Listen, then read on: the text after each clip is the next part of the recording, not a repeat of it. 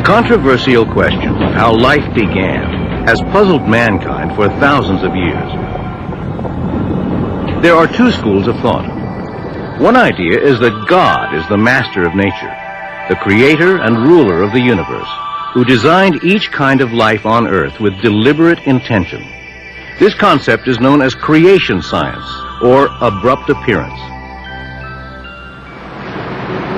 An opposing view, which is predominant in today's society and scientific community, is known as evolution. It teaches that non-living matter unintentionally changed into life and developed with time. Single-celled forms progressed into more complex multi-celled forms, resulting in the ultimate development of man. The principles of evolution influence every aspect of our society. Around the world, prestigious museums display evolutionary perspectives. National parks and historical sites have become showcases for evolutionary information. Science magazines, geography and natural history publications, children's books, and TV specials present evolution to the public as fact. Many of today's most popular films, amusement parks, and even breakfast cereals promote evolutionary concepts to eager audiences. Textbooks that develop evolutionary theories are compulsory reading for public high school, college, and university students. Evolution has become the foundation for most scientific disciplines, including paleontology, geology, biology, and astronomy. The aim of many scientists is to eliminate supernatural explanations and provide naturalistic answers. Consequently, many must reject God's supernatural intervention in a miraculous creation. Carol Matriciana, born and raised in India, is author of Gods of the New Age and co-author of the book The Evolution Conspiracy, A Quantum Leap into the New Age. While there are some scientists who believe in a creator God, most believe in physical evolution. That is, life forms becoming more complex with time. Many of these scientists would discount that there is any spiritual evolution going on. However, there are an increasing number, persuaded by one of today's popular worldviews known as the New Age movement, who are using the concepts of biological evolution to springboard into spiritual evolution. Many prophesy a development, claiming that the next stage of man's evolution will be in spiritual terms. A quantum leap from biological evolution into a mystical emergence. I think that man is evolving into a state of higher awareness, higher consciousness, higher vibration. And I think that the best representation that we have of man's movement in that direction is what's going on in the consciousness movement, New Age movement. Evolution is going on all the time. Many people believe, and I believe, that the purpose of life is to grow, and that you grow as much as you can in each lifetime. And of course, we believe in reincarnation. The parallel ideas of reincarnation and evolution have always been closely linked to the occultic beliefs of many of the world's pagan religions. But during the mid-19th century, this philosophy was suddenly given scientific respectability worldwide by an Englishman, Charles Darwin, who has become known as the father of evolution. The majority opinion of the day held to the biblical account of a creator God who intentionally designed each basic form of plant and animal.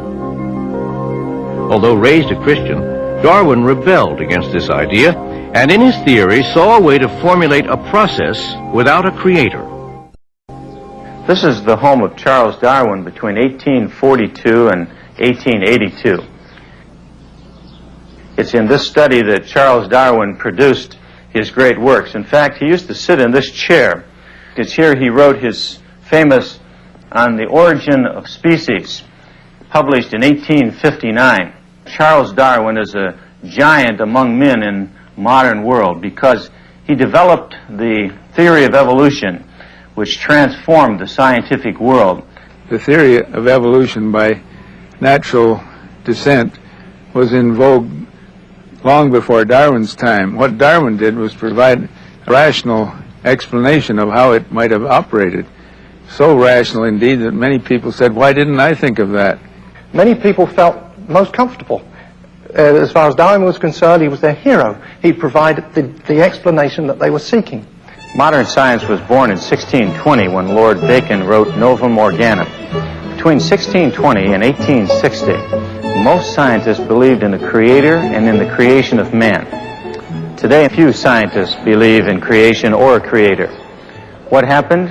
Who were some of the molders of the modern mind?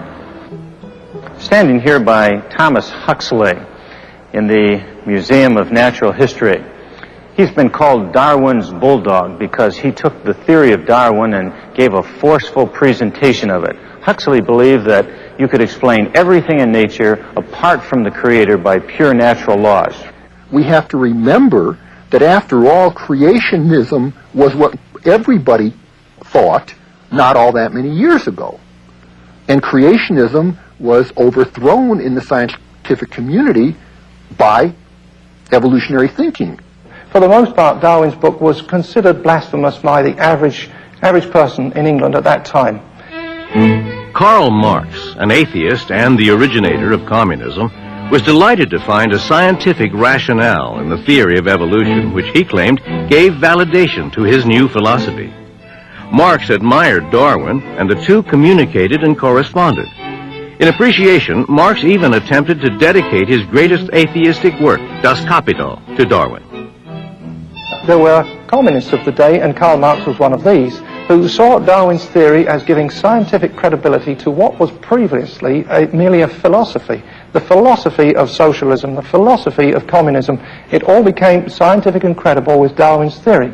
Roger Oakland is a former evolutionist and biology instructor and is co-author of the book The Evolution Conspiracy, A Quantum Leap into the New Age. When the communists took over Yuanling province of China, the entire population was forced to attend propaganda classes. The first lesson was not some words of wisdom from Lenin or Stalin, but a fundamental course in Darwinian evolution. One of my former graduate students turned to communism. He was brought to Moscow for training. What do you think they taught him? Lenin, Marx? No. For 2 years they sat him in a library and taught him nothing but evolution, identifying it as the foundation of communism. Without evolutionism, there can be no Marxism, no Leninism, no secular humanism, unless the universe created itself, unless man is God, unless there is no creator. None of these philosophies will stand. The people who have devised the concept of evolution, starting with Charles Darwin himself, and even before him, have come up with a concept that starts with a vacuum. And then there was an explosion in that vacuum called the Big Bang that created the Milky Way galaxy with up to 200 billion stars, all circulating in intricate precision. The result of that explosion, and it gets all the way up to man without God getting into the act anywhere along the line. That is really the way it is taught in all of our public schools today. Darwin's whole purpose was to explain all of life without design and purpose, without the need for a creator, by purely mechanistic or natural processes. Luther Sunderland, former aerospace engineer and author of the book Darwin's Enigma. Now, what is this materialistic or natural explanation for evolution? It says that on the early Earth, in a soupy ocean, some chemicals got together and formed spontaneously the first living cell. Now, that was no minor operation, because the simplest single-celled organism we know anything about has in its genes and chromosomes about as much data as there are letters in the world's largest library, 1 trillion letters. No way in the world could random processes have organized that much data. Most life forms are comprised of billions of these complex cells, which once again display themselves in perfect order. The mathematical impossibility of the human body being formed accidentally surpasses the logic of an explosion in a printing shop, resulting in the formation of a dictionary. We are told that life began in this prebiotic soup, which was rich in all sorts of various compounds. But recent studies in the most ancient rocks show that there's no evidence that such a soup ever existed. The scientific method is supposed to be based on the ability to observe and test things. And yet, evolutionists accept that non-living matter somehow became life. No one saw it happen. There's no examples of it happening today, and yet they claim it as a fact. In addition, no one has ever observed one form of life evolving into another form. But evolutionists are convinced that if you give it billions of years of time, these things can happen. You see, long periods of time become the magic factor. Suppose someone walks into a science classroom at a university and claims that it's possible for a worm to become a man in just a few seconds of time. He's laughed out of the building. Someone else makes a claim that a worm can become a man given millions of years of time, and everyone there agrees. You see, by simply expanding the amount of time, a ridiculous idea seems credible. And that's the key to evolution. As little as 120 years ago, the public at large generally accepted that the Earth was relatively young. One possibility indicated 6,000 to 10,000 years, based on biblical genealogies. Today, however, evolutionists have invented complex timetables spanning billions of years, specifically designed to allow vast amounts of time for various life forms to change into other life forms. No one knows precisely how old the Earth is, but no matter how much time one gives an evolutionist, it still doesn't solve their dilemma as to how exactly life came into being in the first place. Dr. John Morris, Associate Professor of Geology at the Institute for Creation Research in California. There are hundreds of different clocks by which we can estimate the age of a rock or the age of the Earth, and almost all of them seem to give young ages for all of these things. There are about 5 or 6, however, that seem to give old ages. It's interesting that my evolutionary colleagues will always choose those old ones. These dates are then substantiated through biased dating methods, such as radiometric dating. Although presented as objective and reliable, the results of radiometric dating are rejected if they do not agree with the preconceived evolutionary time frame. When a scientist wants to date a rock, he sends it to a lab, but that lab won't even take that rock unless he sends in a form with it telling them exactly how old he thinks that rock is, and that gives them a target to shoot for. And on the machine, they would keep turning those knobs and keep working on it until they got that date. Many times when we read in the textbooks about a rock that's been dated so many billion years, we just assume that the people that have gathered those dates know what they're talking about. But that's not the case. I know how those dates are arrived at. Until Darwin, many scientists were in agreement with the biblical account that animals produce after their own kind. But as the evolutionary perspective was given more authority, scientists were under pressure to prove Darwin's hypothesis and explain how life forms could possibly have changed from one form into another. Now we're told that the way evolution proceeds is damages due to some outside influence like cosmic rays cause the cell to make mistakes. We call those mutations. And gradually one organism is supposed to have changed into another organism all the way from a single cell to invertebrates like clams or starfish, and then the vertebrate fishes, the amphibia, the reptiles, birds, mammals, and finally man. And here we are now, the product of billions of mistakes. Scientists know the genetic code prevents one life form from changing into another kind. So they speculate that mutations or damages to the DNA must be responsible for evolutionary processes.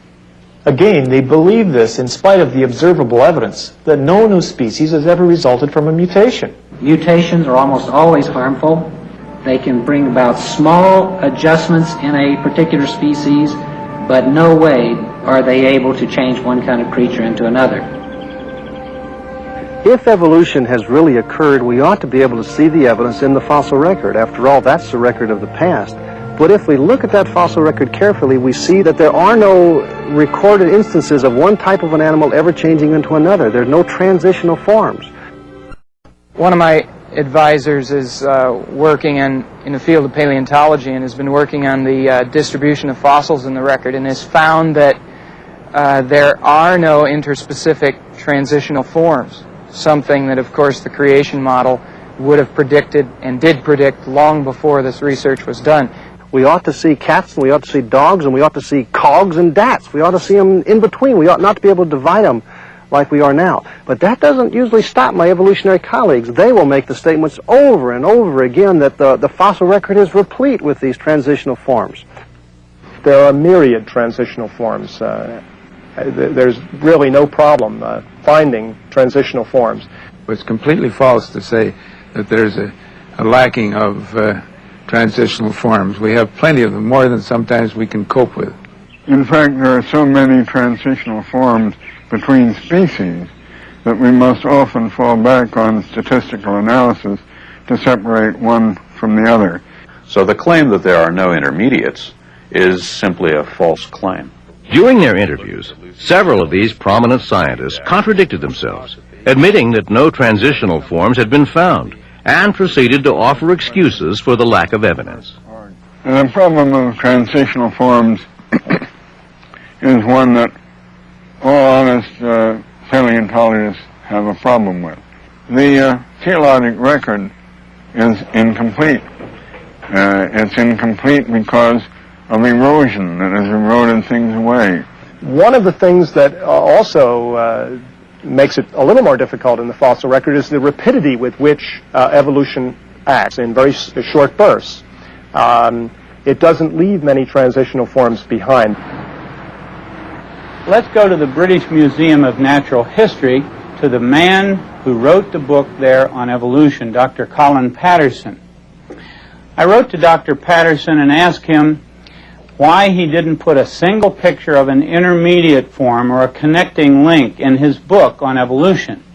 Dr. Patterson now, who has 7 million fossils in his museum, said the following when he answered my letter, quote, "I fully agree with your comments on the lack of direct illustration of evolutionary transitions in my book. If I knew of any, fossil or living, I certainly would have included them," unquote. Later he said, "I will lay it on the line. There is not one such fossil for which one might make a watertight argument."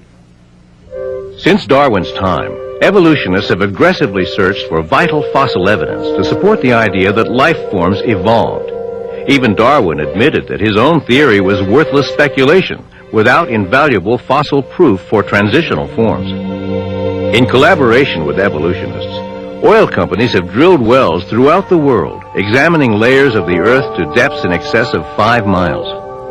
Of the millions of fossils unearthed, not one sample of a transitional form has been discovered.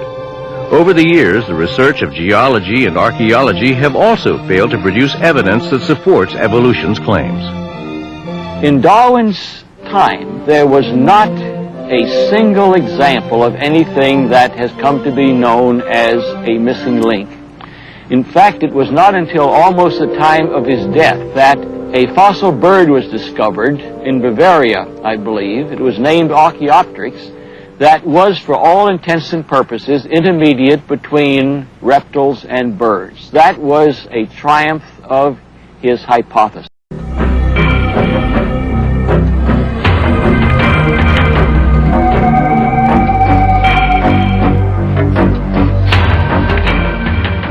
Archaeopteryx, classified today by many paleontologists as a true bird, not a reptile-bird intermediary, was the first of a number of deceptive schemes promoting evolutionary ideas. Evolutionists misdated and misidentified this extinct bird, presuming it to be the missing link between reptiles and birds. The best example of a transitional form that my evolutionary friends usually give is Archaeopteryx, a supposed link between the reptiles and the birds.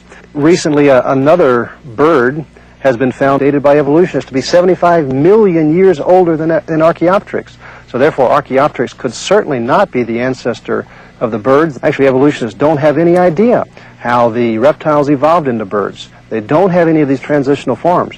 But that doesn't stop them. You pick up any book on evolution, and Archaeopteryx is still presented as the best evidence. Archaeopteryx here is a good example of a transitional form because it shares characters which we ordinarily think of being typical either of birds or dinosaurs. Archaeopteryx is right halfway between, and it's for this reason that many of us are inclined to call birds reptiles. The next time you have a Thanksgiving dinner, you can tell people that you're eating dinosaurs. Reptiles are supposed to have converted their scales into feathers. Now, a scale in a reptile is nothing but a fold in the skin. Now, how in the world could a fold in the skin have ever been frayed out into the intricate design of a feather? There's never been anything found intermediate between the fold in the reptile skin and the feather of a bird. In the evolution of flying creatures, an animal's forelimb, good for walking or climbing, must have gradually changed into a wing. We have never found any fossils that showed this in-between structure. I suspect that such a creature, long before he had a good wing, had a lousy forelimb, and he could neither have walked nor flown. The whole idea is ludicrous. Because no fossil records exist to confirm evolutionary assumptions, dubious artworks are relied upon and exhibited as fact. Misleading artistic interpretations depict fish magically growing legs and changing into amphibians, extinct deer-like creatures mysteriously turning into horses, and monkeys becoming humans. Where non-existent transitional skeletons are needed to prove a point, skilled craftsmen substitute plastic and wooden models. I'm very concerned about the way our museums present evolution as though it were a proven fact. And actually, false information is being presented. You see, since the museums don't have the transitional forms, they have to make them up out of thin air. The November 1980 edition of Science Digest shows a drawing of a whale with legs as an evolutionary link between whales and cows. But the only fossil evidence for this mythological transition is a skull and several teeth, no leg bones. Niles Eldridge at the American Museum said, "You're only limited by the credulity of your audience and your own imagination in making up these stories of what changed into what and what the intermediate forms were." When asked to come up with evidence that evolution really has taken place, evolutionists will frequently bring up very minor changes in living things, such as insects becoming resistant to DDT or insects changing color. Can we see evolution taking place today?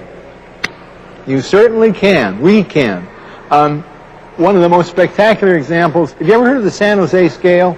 San Jose scale is an insect that infects oranges. The thing has evolved to resist the pesticides that they were using on it. One can see in historical times examples of evolutionary change. For example, if one looks at attempts to eradicate particular pests with different kinds of insecticides, it turns out that within a normal population of a particular kind of insect, for example, there are some that are resistant to a particular kind of insecticide. This is not evolution. Evolutionists should know better. These small changes are totally compatible with the creation understanding of things. What we need to see is major changes, some type of an animal changing into another type of an animal, and this we do not see. If we're talking about seeing evolution today, seeing one species changing into another species, that's not going to happen. Although there must be, from an evolutionary perspective, many transitional forms out there, the likelihood of finding any one of them is extremely low. The more we learn about paleontology, that is fossils, the more certain we are that evolution is based on faith alone. The National Academy of Science is the official advisor to the U.S. government on questions of science. In its publications, it falsely claims that the missing links that troubled Darwin are no longer missing. This is misrepresentation which deceives millions, because after 120 years of exhaustive searching, Darwin's missing links are still missing. Yet this academy and evolutionists continue to perpetuate the mythical theory that man developed from ape-like creatures. Richard Leakey, who is one of the most well-known anthropologists, said that if he were asked to draw a family tree for man, he would just have to draw a huge question mark, because the evidence is too scanty to possibly know man's evolutionary origin, and he didn't think we're ever going to find it. To aid and abet evolutionary concepts, artistic depictions have gone beyond ethical boundaries. Despite having no foundation for the ape-to-man theory, scientists and artists continue to dupe the public with lifelike but imaginary illustrations. These artists vainly entertain natural progressions of apes to humans and presume their hair color, skin tones, and even facial expressions from no more than a tooth, a piece of bone, or even no evidence at all. National Geographic magazine, which doesn't attempt to hide its evolutionary bias, admits that these fossilized footprints are identical to human footprints. Yet artists take the liberty to accommodate evolutionary theory and illustrate ape-like features to fit ape-like creatures. All because biased dating processes insist that these footprints were found in rock layers said to exist before humans. Now, today we have evolutionists who would like us to believe there is solid evidence for evolution. Before the public, they generally create the impression that the evidence is just like solid gold, that man has evolved from some ape-like creature. Dr. Donald Johanson, director of the Institute of Human Origins, discovered Lucy, an alleged ape-to-man missing link. The human family and the ape family diverged and went on their own individual and separate evolutionary trajectories. We don't know precisely what the common ancestor was for that, but we know that it resembles something like what is called Ramapithecus. Ramapithecus. That was formed out of nothing but a fragment of a jaw and several teeth. And for many, many years, Ramapithecus was held up as our ape-like ancestor.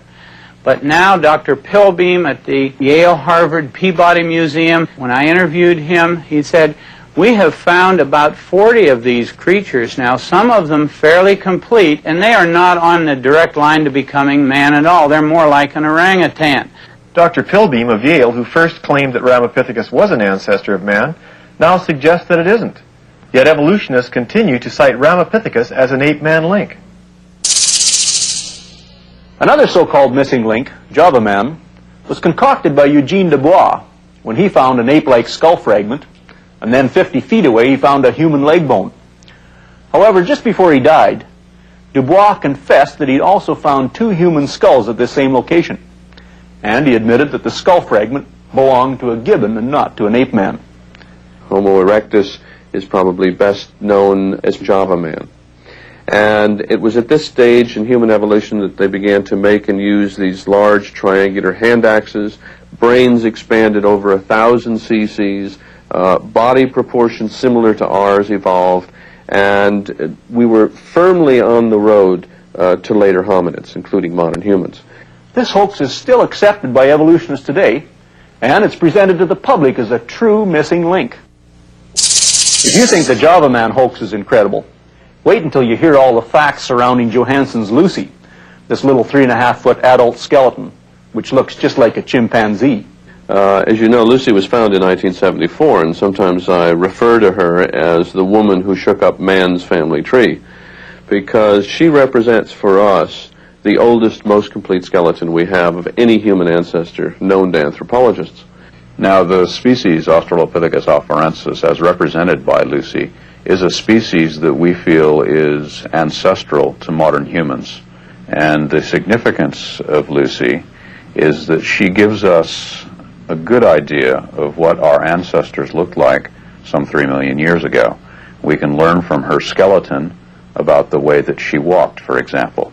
When we look at her knee joint, when we look at her pelvis, we see that she walked like you and I, instead of like a chimpanzee. Johanson said, even though this is a very ape-like creature, it walked upright. Well, the pygmy chimp today wanders around in the rainforest walking upright almost all the time, so that doesn't prove anything.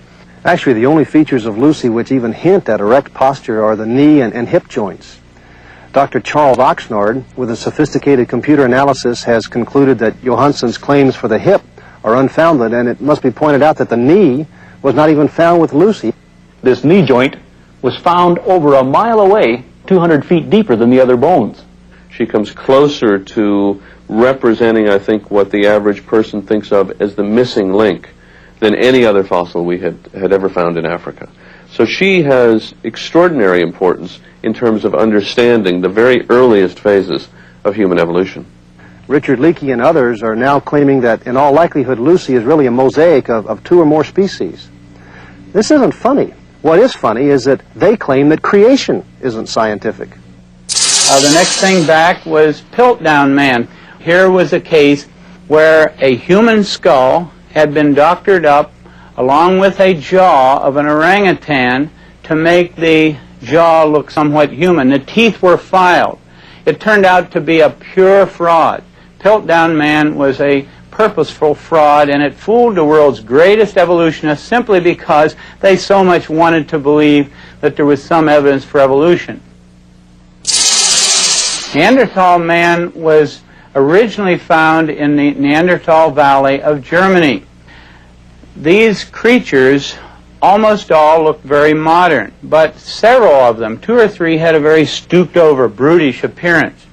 Now, however, 2 scientists have gone over to the museums in Europe from Johns Hopkins University, got these bones out of the museums and x-rayed the ones that had a very stooped-over appearance. And lo and behold, they discovered that the stooped-over creatures had rickets or some vitamin D deficiency disease, such as arthritis.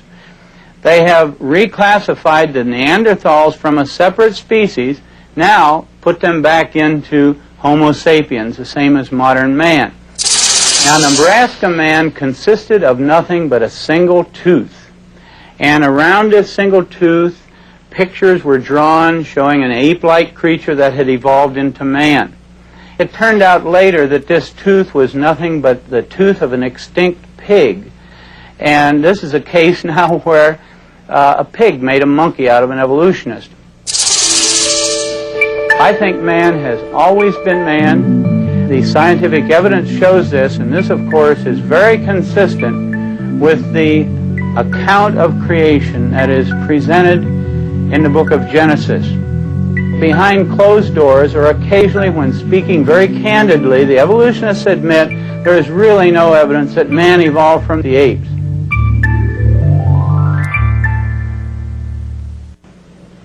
The evolutionists realize that they can no longer rely on the fossil record to give them any support.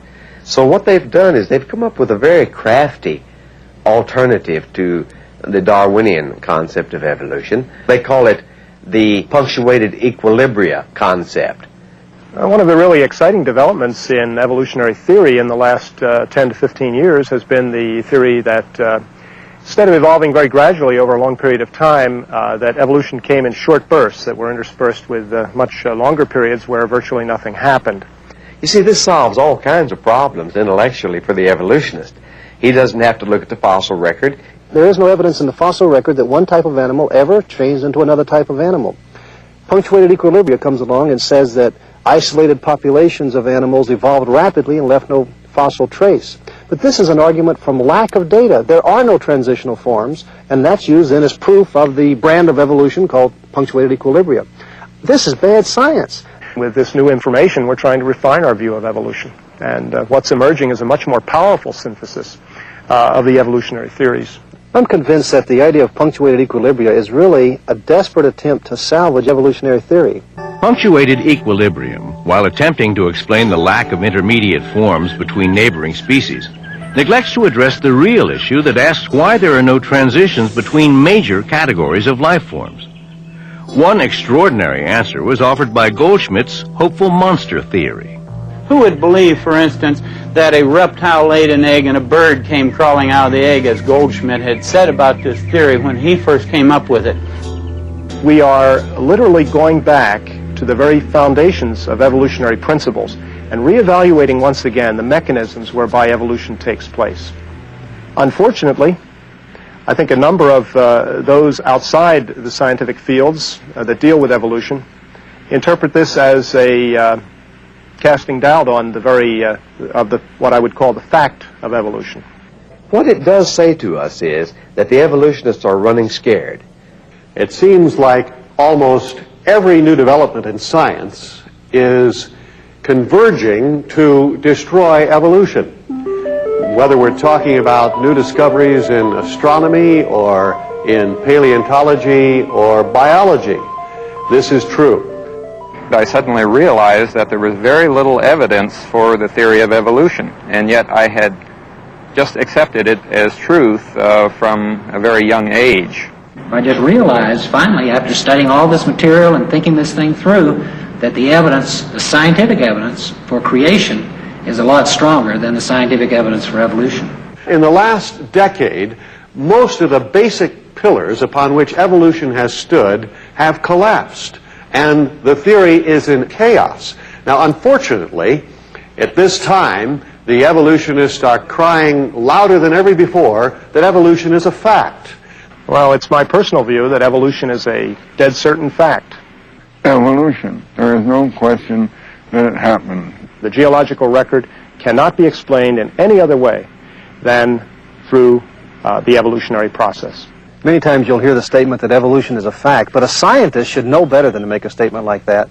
If evolution has ever occurred, it was not observed, and therefore it's outside the realm of science. It's inaccessible to scientists and the scientific method.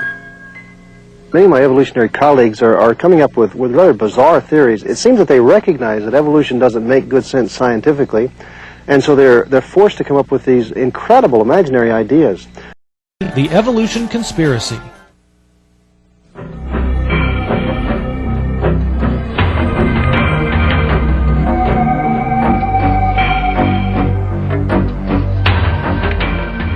Some now recognize that the spontaneous generation of life from non-life is scientifically impossible. So what do? Do they attribute it to a creator? No, they claim that life came from outer space. Well, they can believe that if they want to, but they shouldn't call it science, and they shouldn't teach it in schools as if it were science. Evolution is simply a matter of making up stories in place of the actual scientific data. Science used to be the search for truth. Now it seems it's deteriorated into the search for a believable story. The scientist who can make up the most plausible sounding story and can get it printed or get the media to tell about it, he is the one that becomes famous. I can say that as a scientist I see zero evidence that evolution has occurred or that any is going on today.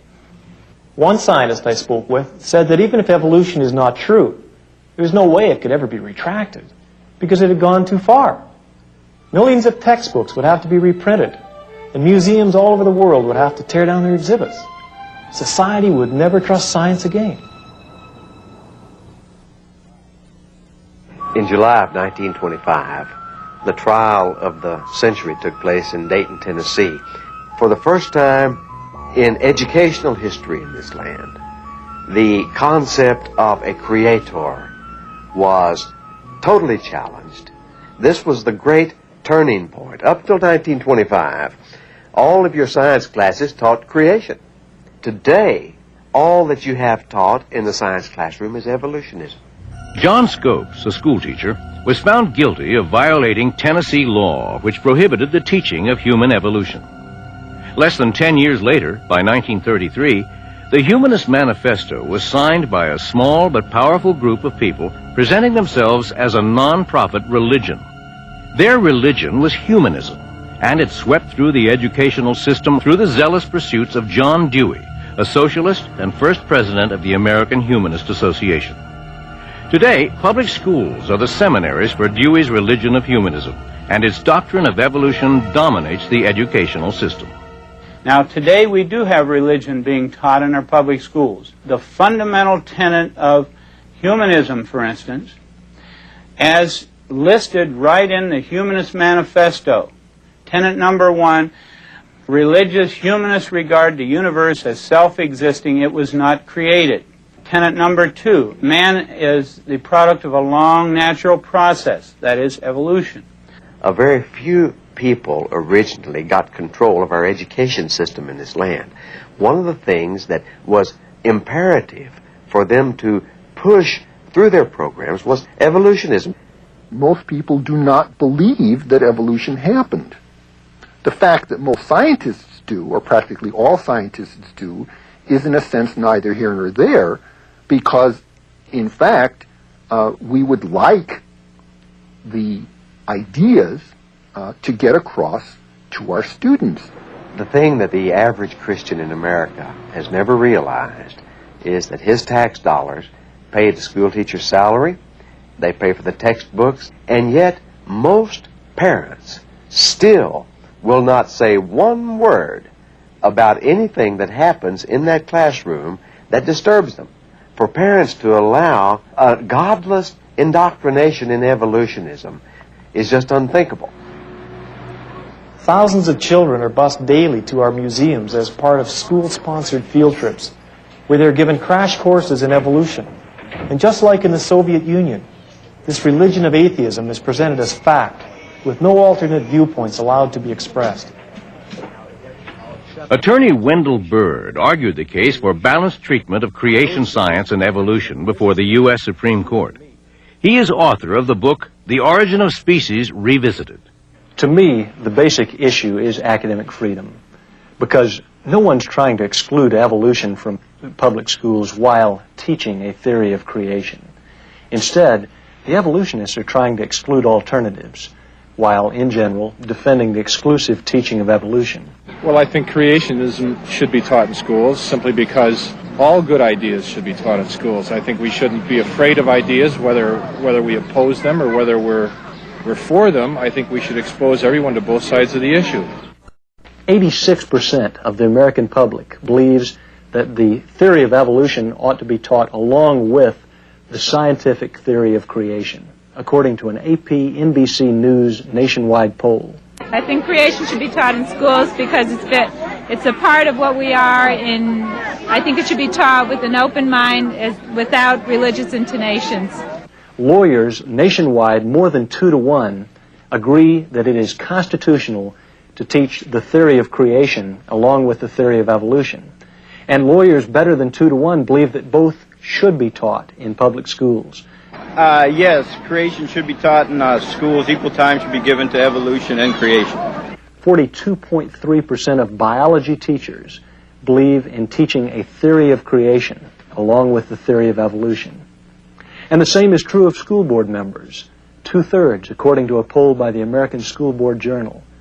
The fact is that contrary to all of the smoke, the great majority of the American public feels that it is unfair to teach just the theory of evolution. No more than 6% have ever wanted only evolutionism taught, but there is such total domination and control in the scientific community that we still are placating the 6% of the people in this land who believe there is no God and believe that the universe created itself. Well, since there's no one answer and you can't prove the past yet, then both ideas should be taught. The only fair approach is to let the children hear all of the scientific information and make up their own minds. Should other concepts of how life got started be taught in the public schools? I don't think creationism should, because creationism is a thinly disguised religious doctrine, which has got no place in the separation of church and state. The main issue that is always raised in opposition to teaching all the scientific evidence on the subject of origins is that it violates separation of church and state to teach evidence that doesn't happen to support evolution. People should simply be able to hear the truth. A fact is a fact. You don't throw it out just because it happens to agree with the Bible. That doesn't make it religious. Teaching a theory of creation is constitutional because the Constitution was written in the context of the Declaration of Independence, which refers to creation and even to a creator. In response to public outcry for the presentation of creation science alongside evolution, Louisiana and Arkansas were the first states to pass laws mandating balanced treatment for both theories. It was agreed that only scientific data minus religious doctrines be presented in the classrooms. The Louisiana legislature in 1981 passed a law for, quote, balanced treatment of creation science and evolution. The law also defined what evolution is, quote, scientific evidence supporting evolution. It defined what creation science is, quote, scientific evidence supporting creation. Immediately, aggressive litigation was put into action by a powerful organization which is firmly directed against traditional Judeo-Christian principles. The influential ACLU, or American Civil Liberties Union, equipped with over 500 active attorneys, invested huge amounts of money and successfully protested the law. One of the biggest problems you have with the ACLU is that they're so well funded. They get millions and millions of dollars from large foundations and from wealthy people all across America. That's what they did to us. They tied us up in court in Louisiana. We filed a slim brief of 630 pages with 2,000 footnotes arguing that creation science is constitutional to teach, scientific in content, and as non-religious as evolution. The U.S. District Court judge entered a summary judgment against us nonetheless, saying that creation science involves the concept of creation, which implies a creator which is inherently religious. The ACLU was able to convince the Supreme Court that creation science was basically religious. The court violated the Constitution by redefining the First Amendment author's intention, which is against favoring any one religion above another. In their decision, the Supreme Court favored naturalistic evolution, a belief of religious humanists. Despite overwhelming scientific evidence supporting creation science, the court ruled that creationism should not be given mandatory status in public schools, but could be taught alongside evolution at the teacher's discretion. Irresponsible and slanted journalism labeled the case as religion versus science, and falsely reported that creation science had been banned from the classroom. The U.S. Supreme Court did not say that any teaching of a theory of creation is unconstitutional. It specifically reaffirmed the right of teachers to teach all the scientific evidence on the subject of origins. The scientific community is very seriously worried about the growth of creationism as an attack on the validity and the autonomy of science, and particularly in the insistence that creationism be taught in the public schools in science courses. There's a very strong network and general feeling that creation, theories of creation, maybe theories of abrupt appearance, are a menace to science. Let me mention several organizations that actively today try to prevent it from being taught in public schools. Committees of Correspondence, People for the American Way, the American Humanist Association, the American Civil Liberties Union, the American Association for the Advancement of Science, the National Academy of Sciences, the National Education Association, the National Association of Biology Teachers, and the Biological Sciences Curriculum Study. If there is one anti-scientific theory today that most threatens the whole nature of scientific inquiry, it is creationism. Today we really have an organized conspiracy in this country, in every state, that is organized to fight the open hearing of scientific evidences on origins. The result was the forming of a loose network of active organizations that will cooperate to combat the creationist intrusion into the public schools, public museums, national and state parks, and the governmental funding of science research. They have a very specific desire to preserve the exclusive teaching of evolution and to exclude any teaching of a scientific theory of creation or a scientific theory of abrupt appearance. That's censorship, in my view. We have today what is unquestionably the worst case of censorship. Good scientific data that happens to make it look bad for evolution, but that is meticulously censored from the textbooks. In an American society where we have always taken great pride in freedom of expression, freedom of religion, freedom of belief, freedom of press, it's just so unfortunate that we have such great censorship in our scientific community today. Evolutionists will not acknowledge the scientific data supporting creation. They believe the creationists' only intention in presenting such facts is to push their religious bias. By successfully blurring the issues, evolutionists have falsely established evolution as scientific fact and strongly concealed its own religious affiliation. Most world religions except Judeo-Christianity are formed on the myth of biological evolution. One prominent world religion today gaining much popularity through celebrities like Shirley MacLaine is known as the New Age movement or the New Consciousness movement. At its heart is reincarnation and karma, both part of evolution which is based in Eastern mysticism. The New Age movement is asking us to recognize our oneness by accepting the idea that we all evolved from the same pond.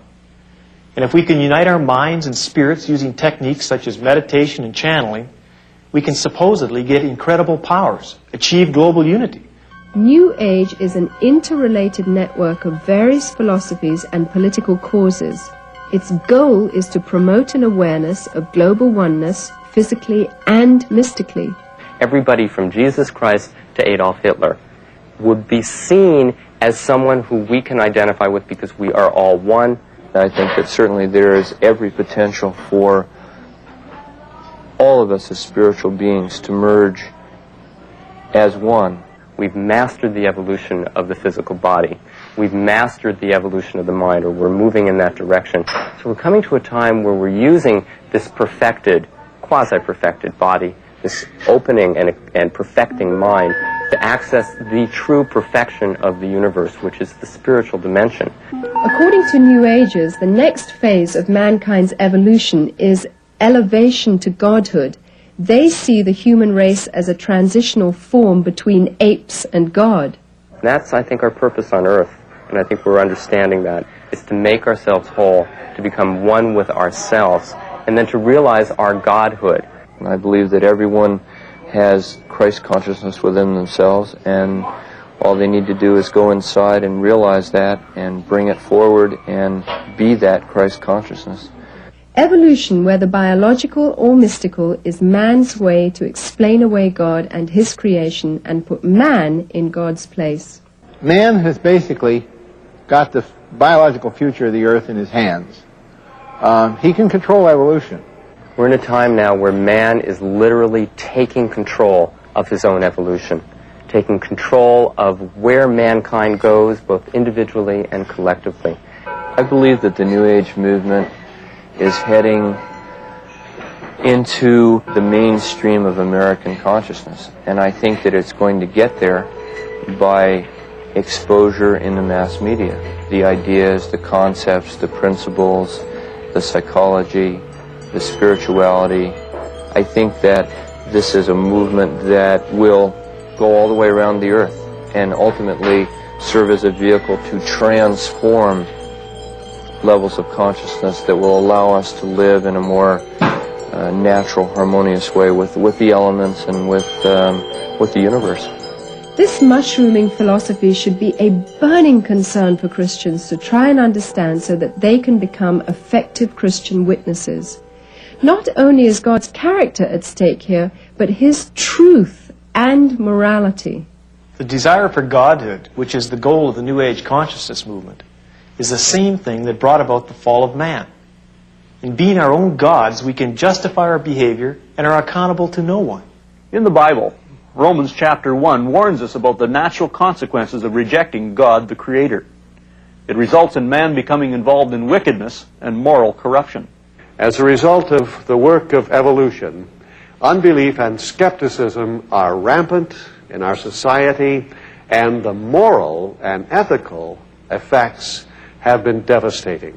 If there is a moral governor in the universe, then each person in this universe is responsible to that moral governor. The easiest thing in man's mind to do is just to dismiss the possibility of that moral governorship.